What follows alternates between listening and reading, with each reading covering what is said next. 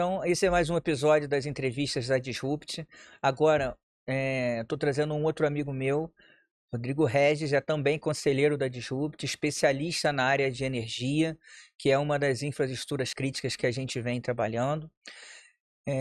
Rodrigo, muito obrigado por ter aceitado o convite. Eu sei que a agenda não é tão simples assim, principalmente pelo momento que você está vivendo em diversos projetos que você está. Eu queria que você falasse um pouco de você e como que foi ter aceitado primeiro o convite de ser conselheiro da Disrupt. Depois vamos falar um pouco sobre o setor de energia, o cenário no Brasil, a complexidade dele e principalmente para onde que ele vai. Por que que eu quero falar sobre isso? Porque muitas decisões serão tomadas nesse caminho e principalmente nesse setor. E aí, para se tomar essas decisões, precisa-se de assessoramento e assessoramento correto, que é o que a Disrupt faz. Então, eu queria ver como que você pensa sobre esse tema, assessoramento à decisão no setor de energia em função do cenário atual hoje. Mas começa primeiro, por favor, sobre o convite que foi feito para ser o conselheiro da Disrupt e por que que você resolveu aceitar. Primeiramente, eu queria agradecer o convite, né, de estar aqui, Marcos. Para mim é um prazer, né, estar junto com os amigos. É, um pedido seu não era um pedido, né?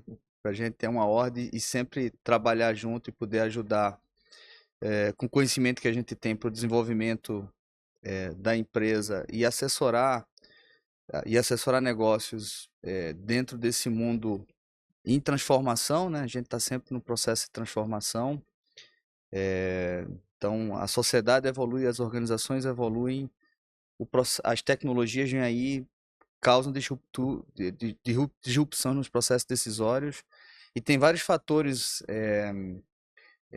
que acabam influenciando muito na tomada de decisão, inclusive é, o que a gente está vivenciando hoje, que é a questão climática, né? Então, e isso tem um impacto profundo, inclusive, no setor de energia como um todo, que depende muito ainda do ponto de vista elétrico dos recursos hídricos. Mas aí a gente vai falar mais adiante sobre qual é a previsibilidade, como é que está a questão da renovabilidade no Brasil. Então, para mim é um prazer estar aqui com você e eu espero que esse bate-papo seja um bate-papo bacana, legal, Uhum. descontraído aí para a gente discutir e que seja também reflexivo, né? Que ajude a gente consiga trazer alguns pontos aqui de reflexão importante para gerar inflexões e tomada de decisões. Legal.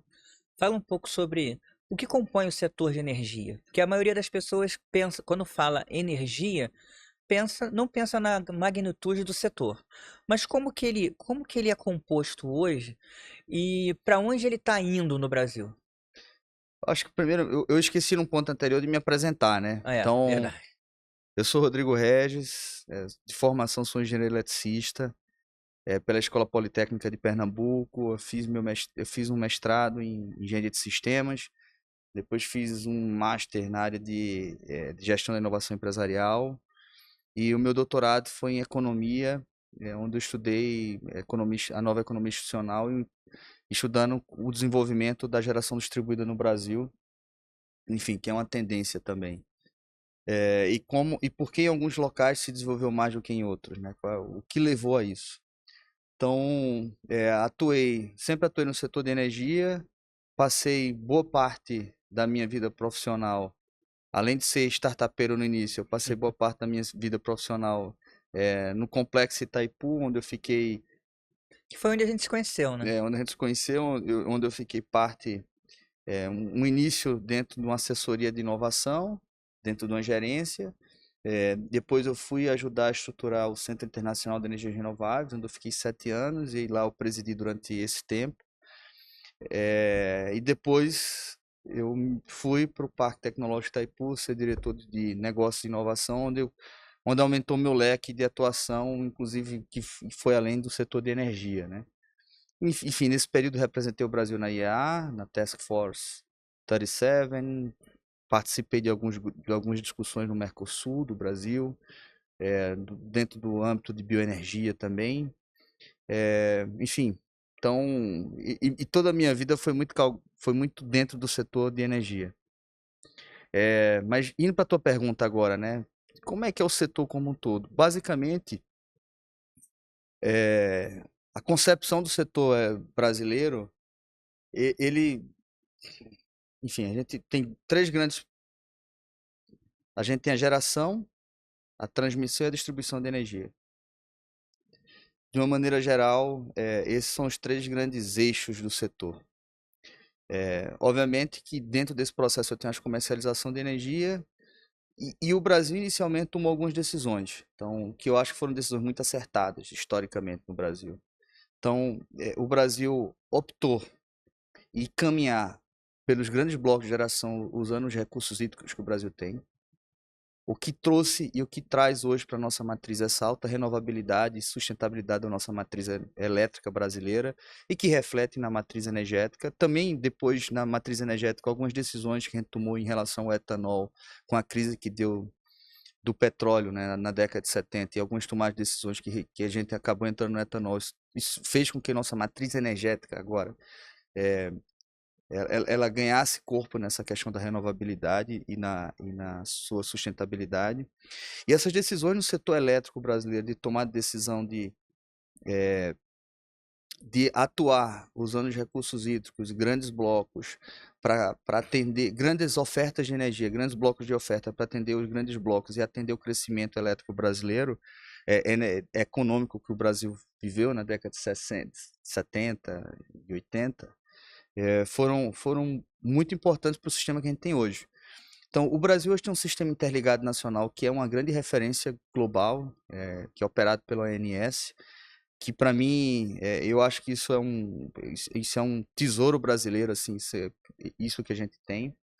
E a discussão agora, assim, o setor está passando por algumas transformações, obviamente, que envolve vários pontos, como a maior democratização de alguns acessos a investimentos, a própria geração distribuída, a abertura do mercado livre, isso tudo vai impactar muito nos modelos de negócio e no setor como um todo.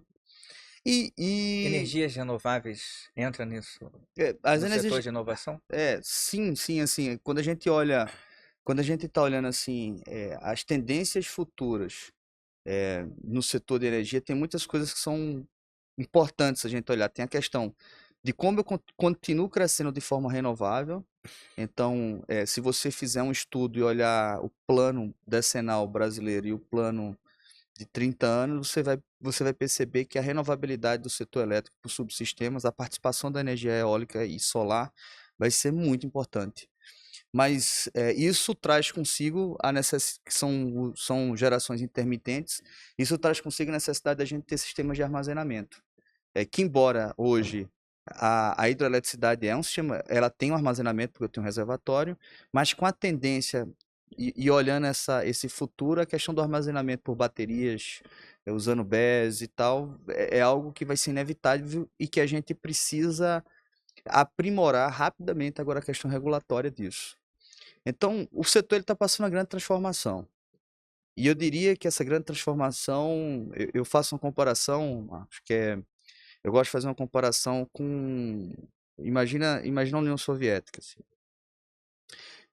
Você tinha um Estado que chegava e dizia o seguinte, olha, sua padaria você vai fazer 100 pães, beleza? Chegava para outra padaria e disse, ó, agora você vai fazer 300 pães. Aí eu chegava para os colegas e falava assim, ó, vocês vão comprar pão dele, você vai pegar pão dele e vocês aqui pegam pão dele aqui, tá? No final, você fazia os 100 pães, os caras consumiam os 100 pães, o cara produzia 300 e as pessoas iam lá e consumiam 300. O que é que acontece? O que é que acontece quando você começa a trabalhar com o mercado, com livre mercado e etc. É que o Estado para de intervir nesse ponto. Sim. E na hora que ele para de intervir, o cara que está produzindo o pão ele fica desesperado. Ele fala, cara, e agora? Eu vou entregar quantos pães eu vou ter que produzir? Para quem vai comprar? Vão comprar de mim ou vão comprar As dele? variáveis aumentam. As variáveis começam a aumentar. E isso começa a surgir várias oportunidades, né? Riscos, oportunidades e risco, oportunidade, são duas faces da mesma moeda, né? Os desafios e as oportunidades. E o setor elétrico está passando exatamente por isso hoje, porque assim, até então você tinha os grandes leilões de energia, você tinha, cada vez menos, vai ter menos leilões para geração, e basicamente esse jogo de como consome, para onde consome, dizendo para você aumentar a geração ou diminuir a geração, isso era tudo meio que centralizado. A partir do momento que você começa a abrir o mercado e começa a liberalizar o mercado de energia, é, isso tudo começa a mexer. Então, assim, o cara não sabe mais o bloco que você tem de energia, que você tinha uma entrega certa, isso começa, você tem que ir para o Mercado Livre disputar cliente lá. E é exatamente isso que o setor vai vivenciar nos próximos anos. Isso vai mudar radicalmente a forma de se fazer negócios, e isso começa a trazer um eixo que é importante, que é o empoderamento do cliente.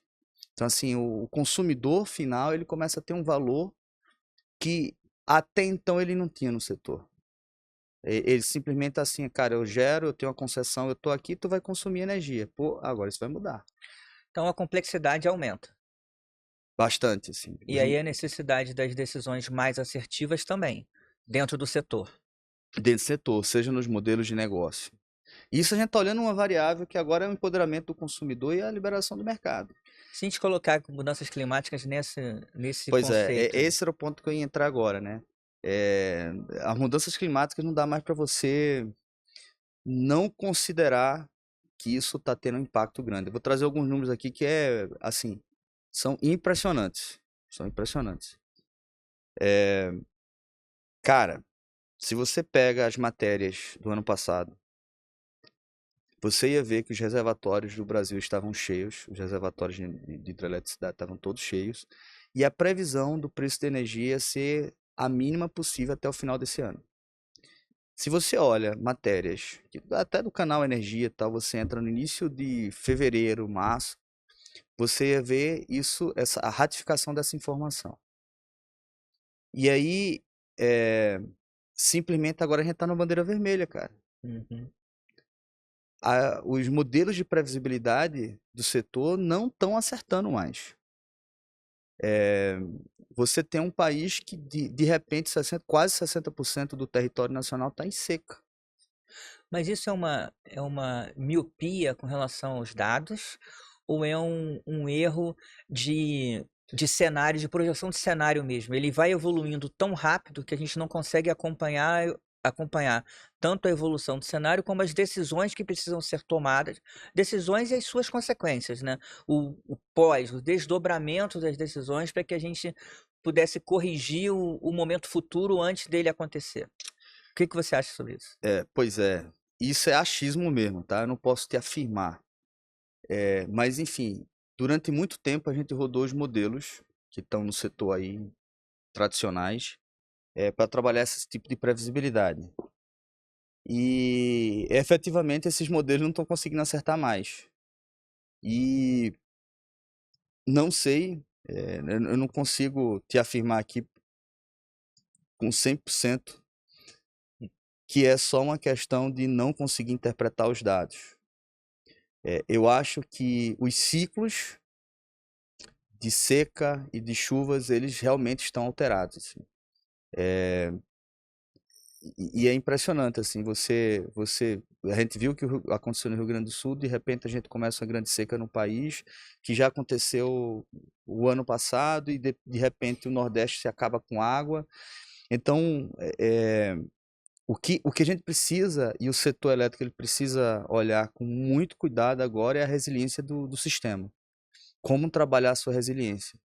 E como se preparar para isso, para tomar decisões rápidas, como fazer o monitoramento dos seus ativos, como repensar o modelo de CAPEX para manutenção, né? E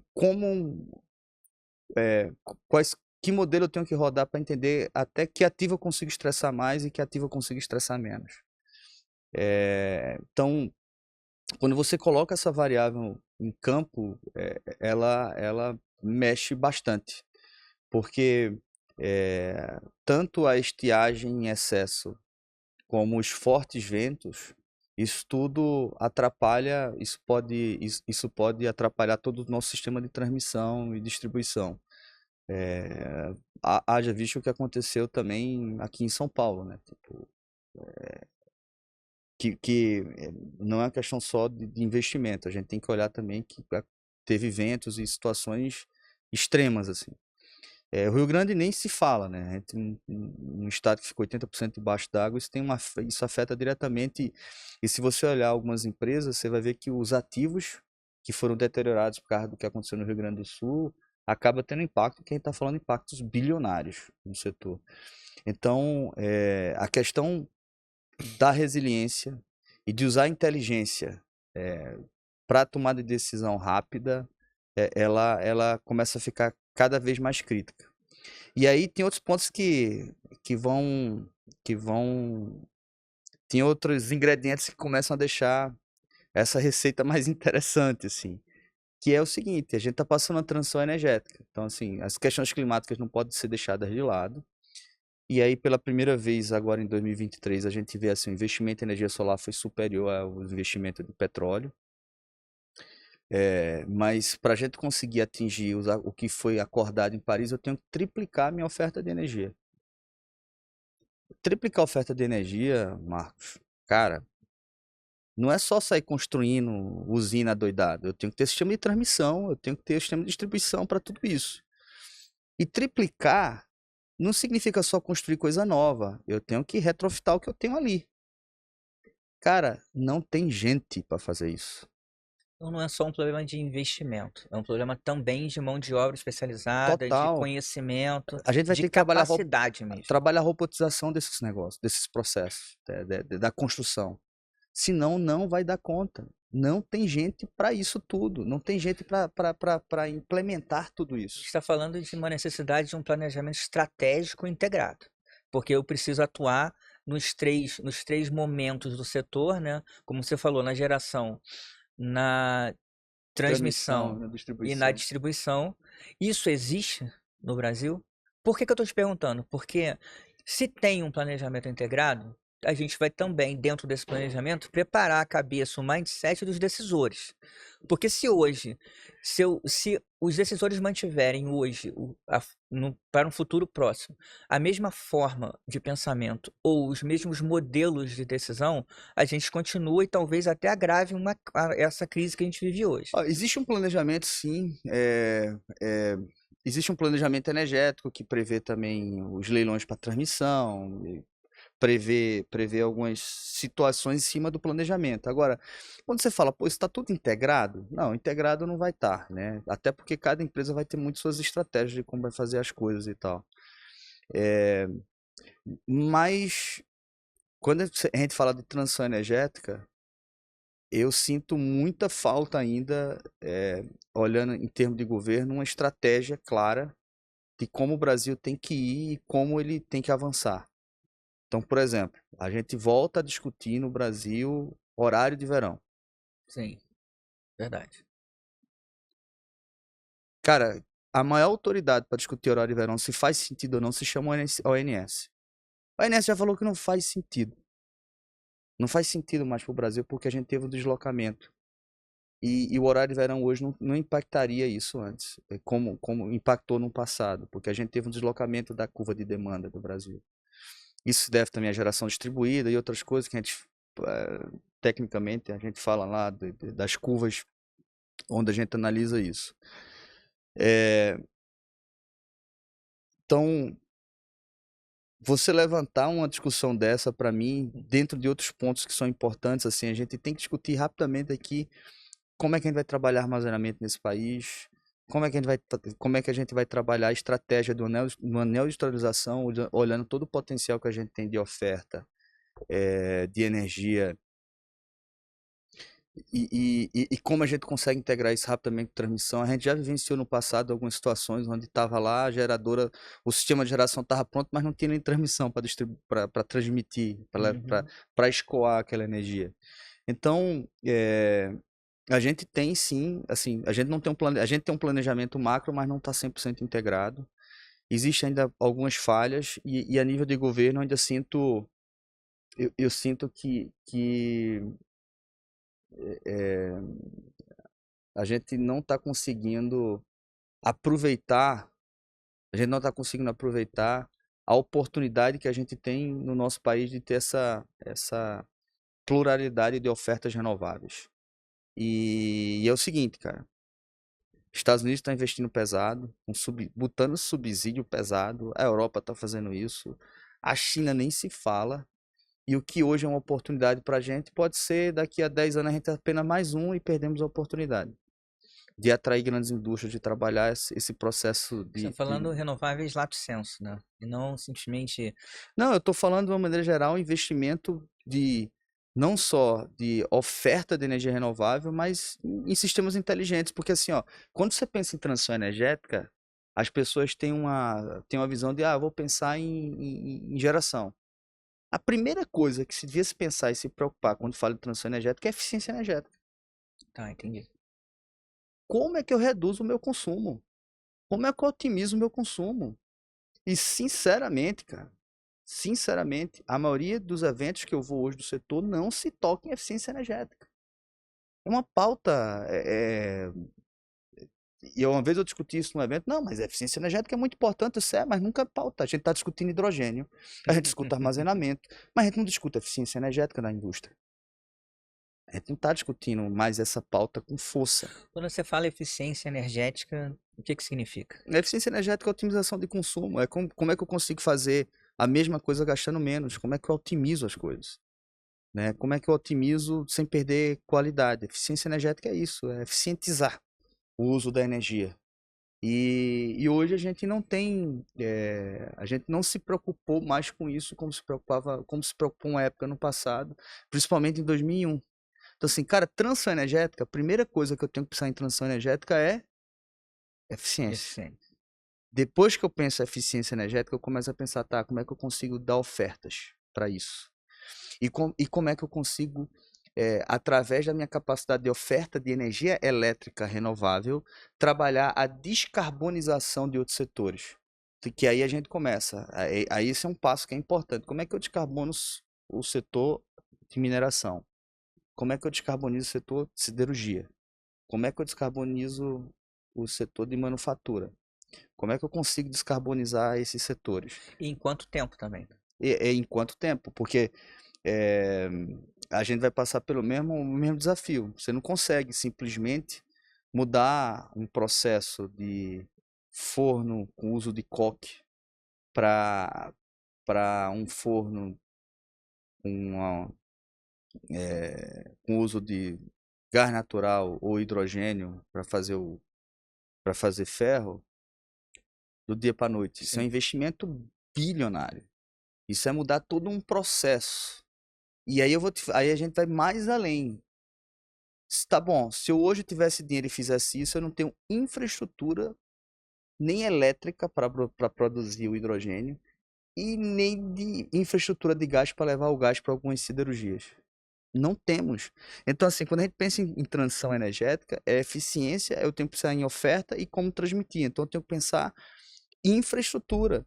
Então, a tendência, quando a gente pensa em transição energética, a nível Brasil e a nível global, vai ser investimentos trilionários em infraestrutura. E eu preciso ter infraestrutura de distribuição, de transmissão, de escoamento, eu preciso ter logística e etc. Bom, nos seus estudos, o que você acredita hoje? Se a gente tivesse o cenário perfeito, com possibilidade disso acontecer, quanto tempo a gente levaria para que isso acontecesse? Tu nem ideia, cara. Sacanagem essa pergunta. É difícil saber, cara, porque, Marcos, o problema de tudo isso é, eu não tenho noção de quanto. A gente tem noção de dinheiro, a gente tem noção em termos de blocos de energia, o que precisa ser feito, eu preciso triplicar a oferta, tal, tal. Mas quando você fala assim, tá, e para implementar isso, quantas pessoas eu preciso? Você voltou de novo à necessidade de pessoas. Cara, quantas pessoas eu preciso para fazer isso? Cara, trocar um sistema ou aumentar. Você tá vendo um monte de leilão de transmissão agora. Sim. Exatamente pensando nisso. Cara, eu preciso ter leilão de transmissão porque eu preciso escoar energia e tal. E E esse é um desafio grande, porque você conseguir implementar tudo isso. Eu vou dar um exemplo assim simples, cara, só para a gente ter uma ideia. Todo mundo está falando de hidrogênio, hidrogênio é a bola da vez, hidrogênio renovável e tal. Vamos pensar assim, cara, sem dar nomes assim de algumas empresas. Mas vamos pensar assim, cara, eu vou descarbonizar uma usina, uma siderurgia. Para eu descarbonizar uma siderurgia, e eu vou descarbonizar usando gás natural, por exemplo. Ok. Eu fiz um estudo, a gente fez um estudo, um levantamento para uma usina que, cara, só para descarbonizar, fazer um processo de transição com gás natural, só o consumo de uma usina seria equivalente ao consumo de todo o gás natural do estado de São Paulo. Você tem noção disso, cara? Aí quando você fala, não, cara, vamos usar o hidrogênio. Quando você vai usar o hidrogênio, fala assim, cara, eu preciso produzir hidrogênio e tal. Aí você vai produzir hidrogênio, eu vou partir do pressuposto que a água está abundante. Aí eu vou através da eletrólise. Aí, para eu fazer a eletrólise, eu tenho que ter energia renovável. Eu tenho que ter mais que um Itaipu de energia renovável para atender esse negócio. Cara, é assim, não dá para fazer isso do dia da noite. Então você precisa pensar em infraestrutura de uma maneira muito séria. Sim. E aí você tem outro desafio na ponta, né? Como é que eu consigo fazer isso sem onerar o consumidor tanto? Que nesse país, uma coisa que é interessante, Marcos, produzir energia renovável nesse país é barato. O problema é que o preço que você paga no final não é barato nesse país. Sim. Por causa da quantidade de conta que você paga de subsídio que chega no final no consumidor. E no final isso acaba travando o desenvolvimento da economia também, pô. Porque você tá estrangulando ali o cara que tá lá na ponta. Entendeu? Entendi. E aí você tem uma questão que tem que ter muito cuidado, que é, cara, eu acredito, basta ver o que os Estados Unidos está fazendo, você tem que dar incentivos e alguns subsídios algumas vezes, mas você tem que ter uma política. O problema no Brasil é que você cria subsídio e você não tira mais. Subsídios assim, atemporais, sabe? Não para mais. E aí você prejudica, porque aí quando você quer criar outra coisa, o cara que está acostumado com subsídio fala, não dá mais para eu tirar o subsídio aqui, porque se eu tirar, eu vou. E aí você fica criando uma conta que começa a ficar totalmente sustentável. Entendi. Então, vê que contrassenso. A gente tem um país que tem um potencial de produzir, a gente tem potencial de produzir energia barata, a gente produz energia barata, até porque uma hidroeletricidade, se você faz numa usina como Tucuruí, uma usina como Itaipu, o custo de produzir aquela energia é baratíssimo. Agora, quanto o consumidor final está pagando, isso é outra coisa. Entendi. Né? E aí o grande problema quando a gente pensa em transição, e aí isso quando eu falo de uma política no Brasil, é, cara, como é que a gente pensa numa política? Aproveitando o momento para atrair indústrias para virem para cá. Porque agora, cara, toda indústria começa a discutir. Agora, outro ponto que é importante, a partir do ano que vem, as empresas têm que emitir na Europa você tem o relatório, o relatório de reporte de sustentabilidade, né, que começa a ser obrigatório a partir do ano que vem. Sim. Então, essa diretriz que é desse relatório, as empresas vão ter que mostrar como é que está seu escopo 1, 2 e 3 de descarbonização, tá, como está a parte elétrica. Se você é um país que tem a capacidade de gerar oferta renovável, pô, você pode atrair essa indústria, essa fábrica para vir para cá, para ela descarbonizar ela. E aí esse é o ponto, né? Como é que eu consigo efetivamente colocar o Brasil num patamar de atração de investimentos para trabalhar uma neoindustrialização verde nesse país? Para que não, para que não aconteça o que você falou, da gente daqui, por exemplo, a 10 anos ser só mais um. De aproveitar o que a Exatamente. gente tem hoje de Exatamente, cara. oportunidade. Assim, é exatamente isso. Eu sempre comparo assim. Isso parece muito como a gente fala assim: nós somos penta. O Brasil é penta, né? Até falar de futebol, essa seleção jogando Sim. dói o coração, né? Dói, assim, porque com todo respeito a meu Santinha, que eu sou Santa Cruz, mas cara, eu olhando Santa Cruz e sei lá. Petrolina, Flamengo de Arco Verde, que é outra minha cidade Aham. natural, jogando. Pô, o Brasil tá horrível. Mas somos penta. Sim. Cara, aí é feito assim, não, nós somos o Brasil, nós somos. É um discurso que me irrita, nós temos nossa matriz elétrica renovável. Sim, e daí? E daí, meu irmão? Tu é penta, e daí? Tu é penta, mas perdesse da Argentina. Tu é penta, perdesse do Paraguai. Tu é penta, não consegue chegar mais numa semifinal da Copa do Mundo. Tu é penta e perde uma Copa América. Então, o que é que adianta eu ter uma matriz energética, uma matriz elétrica renovável, se eu não consigo, com isso, dar competitividade à minha indústria? O que que adianta ser o país do futuro vivendo do passado? Vivendo do passado, cara. Cai, esse é o grande ponto. E quando a gente começa a discutir o setor, a gente tá vendo agora, cara, a liberação do mercado de energia. Agora a gente vai ter um mercado mais livre. Pô, isso vai mudar os modelos de negócio, isso vai trazer competitividade, vai ter uma quebradeira grande. GD está mudando o conceito, a gente vai ter mais energia intermitente no sistema, os armazenamentos têm que entrar, a gente tem uma capacidade de oferta de energia alta no país. Então, olhando tudo isso, tem um potencial de produção de hidrogênio, nós temos potencial de tudo nesse país, mas como é que eu consigo efetivamente fazer disso um negócio que gere desenvolvimento para o país? Porque, assim, sinceramente, produzir hidrogênio para pegar a molécula, empacotar e levar para a Europa, cara, isso é colônia colonizado de novo. Sim. Pô. Agora, veja só, eu hoje dependo de fertilizante. Eu importo quase todo o meu nitrogênio, meus fertilizantes nitrogenados. Agora, eu importo 100% do meu metanol. E aí eu consigo, não, cara, eu vou começar agora a trabalhar meu hidrogênio verde. Vamos trabalhar hidrogênio verde, nós temos uma competitividade aqui, vamos produzir nosso nitrogênio renovável a partir da amônia verde, do processo de hidrogênio verde. Isso é, porra, eu estou quebrando o paradigma do modelo de negócio. Eu entro com quilowatt-hora e estou saindo com a molécula verde que vai produzir fertilizante. Cara, perfeito. Como é que eu viabilizo isso no país?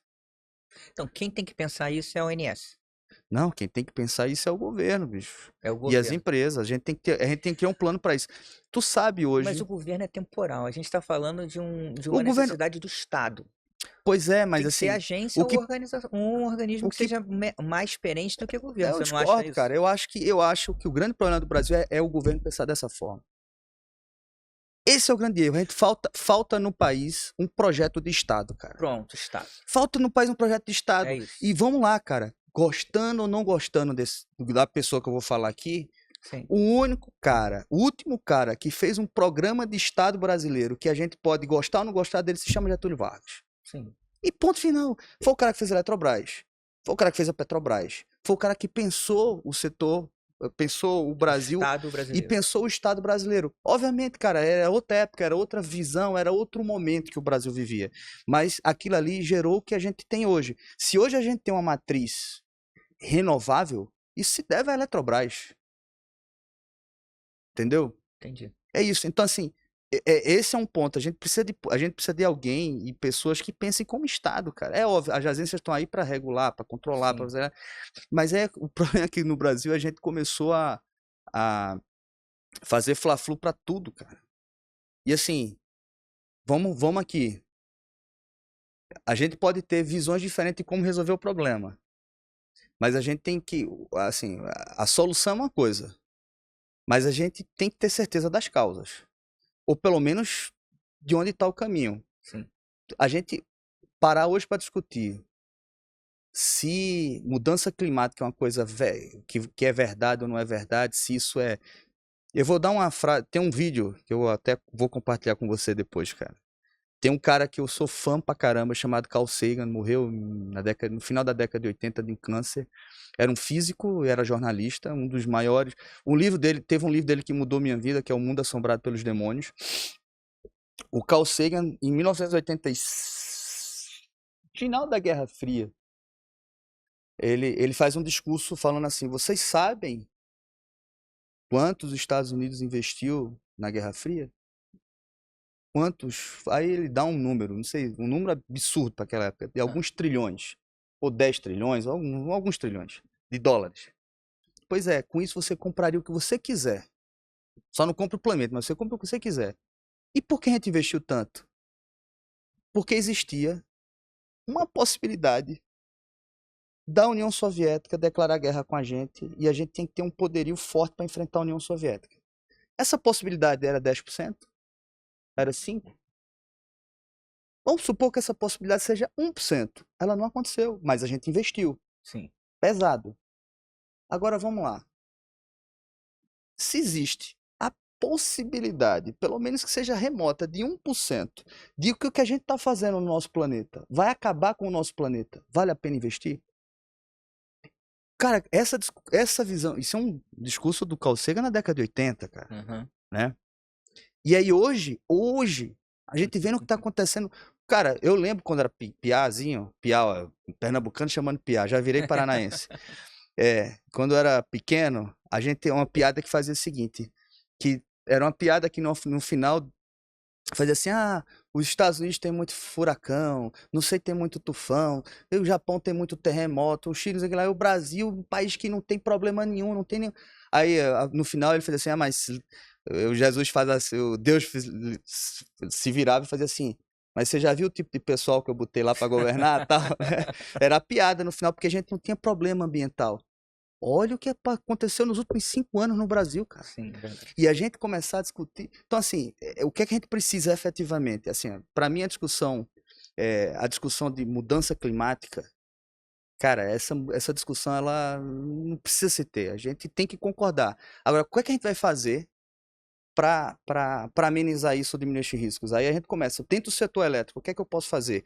E se o Brasil tem um potencial como a gente tem de renovabilidade, etc., como é que eu aproveito isso dentro dessa pauta de mudança climática? Eu estou falando assim, existe uma pauta que é real. E como é que a gente faz negócio com isso? O Brasil tem potencial, dentro de uma pauta real, de fazer business com isso, de melhorar a vida do nosso povo com isso.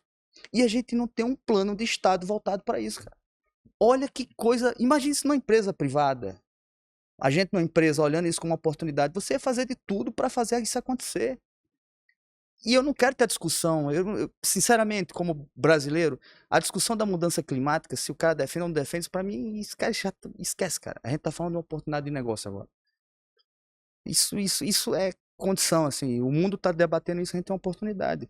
Como é que eu efetivamente aproveito, por exemplo, eu importo metanol, cara. Como é que eu produzo meu metanol internamente usando metanol verde com hidrogênio?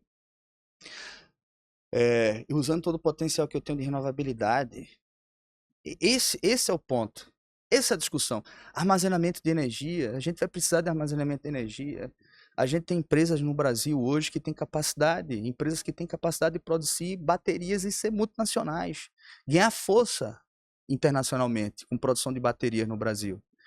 O Brasil tem uma das maiores reservas de lítio do mundo, cara. E a gente não consegue produzir bateria competitiva no Brasil. E hoje, sei lá, não lembro agora os valores, mas hoje a concentração, a maior produção de bateria está na China. Eu com reserva aqui, cara. Olha que contrassenso, cara. Que coisa maluca isso. E é isso, eu acho que esse é o ponto. A gente está num país que tem minério, tem energia, né, tem tudo para bombar e esse é o ponto.